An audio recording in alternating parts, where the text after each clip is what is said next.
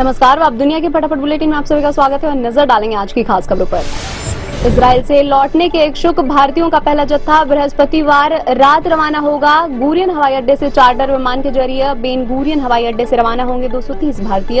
हमले के बाद एयर इंडिया ने 7 अक्टूबर से अपनी सभी उड़ानों को निलंबित कर दिया है। भारतीय विदेश मंत्रालय ने कहा, इजराइल पर हुए हमास के हमले को हम आतंकवादी घटना मानते हैं। कहा, इजराइल में 18,000 भारतीय हैं, जिनमें छात्र भी शामिल।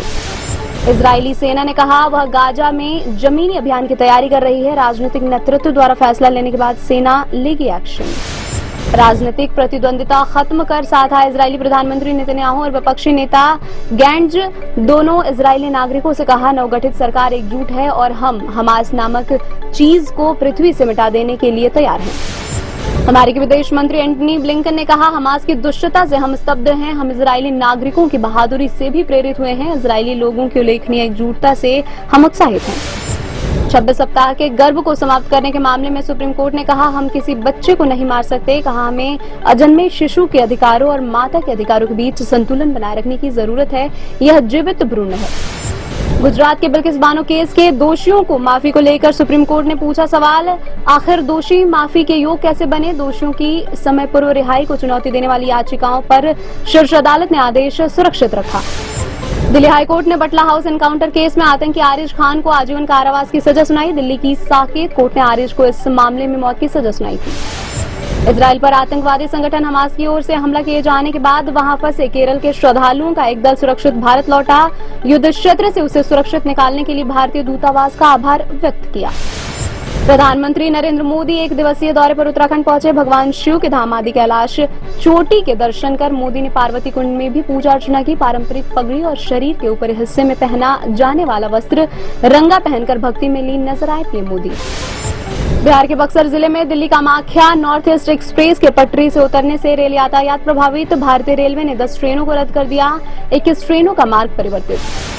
उत्तराखंड के पिथौरागढ़ में प्रधानमंत्री नरेंद्र मोदी ने कहा, पिछले 5 वर्षों में देश में 13.5 करोड़ लोग गरीबी रेखा से बाहर निकले। कहा, सुदूर पहाड़ों तथा देश के कोने कोने में रहने वाले लोगों की भी उनकी सरकार ने चिंता की।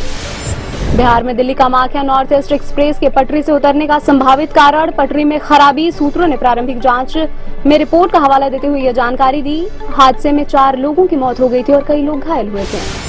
इलाहाबाद हाईकोर्ट ने मथुरा की शाही ईदगाह मस्जिद वाले स्थल को कृष्ण जन्मभूमि घोषित करने की मांग वाली याचिका खारिज की। याचिका में दलील दी गई थी कि इस मस्जिद का निर्माण बलपूर्वक अधिग्रहित जमीन पर किया गया है। दिल्ली में बढ़ते AQI पर मंत्री गोपाल राय ने कहा, धीरे धीरे सर्दी बढ़नी शुरू हो गई है। मुझे लगता है कि 15 अक्टूबर के बाद थोड़ी और ठंड बढ़ने पर प्रदूषण के स्तर में बढ़ोतरी देखने को मिलेगी। बिहार के डिप्टी सीएम तेजस्वी यादव ने कहा, भारत के संविधान के अनुसार जाति आधारित जनगणना केवल केंद्र सरकार के द्वारा ही कराई जा सकती है। हमने बिहार में जो किया वह जाति आधारित सर्वेक्षण था। हम जातिगत जनगणना के पूर्ण समर्थन में हैं। दिल्ली भाजपा के नेताओं और कार्यकर्ताओं ने आप कार्यालय के पास किया विरोध प्रदर्शन। सरकार में भ्रष्टाचार को लेकर मुख्यमंत्री केजरीवाल के इस्तीफे की मांग। शेयर बाजार में गिरावट, सेंसेक्स 65 अंक की गिरावट के साथ 66,408 अंक पर हुआ बंद। NSE निफ्टी भी 17 अंक की मामूली गिरावट के साथ 19,794 अंक पर हुआ बंद। 13 अक्टूबर को नेशनल सिनेमा डे मनाया जा रहा है। इस दिन आप कोई भी फिल्म किसी भी शो में सिर्फ 99 रुपए में देख सकते हैं। यह सभी शहरों में लागू होगा। इस शुक्रवार कोई बड़ी फिल्म रिलीज नहीं हो रही है। जो रिलीज हो रही है उनके नाम जान लीजिए, धक धक, डरंचू, गुठली लड्डू, अब तो भगवान भरोसे और हम तुम्हें चाहते हैं। ये थी आज की फटाफट बुलेटिन और ऐसे ही ताजा अपडेट्स के लिए बने रहे हमारे साथ, यानी कि विजिट करें आप दुनिया पर।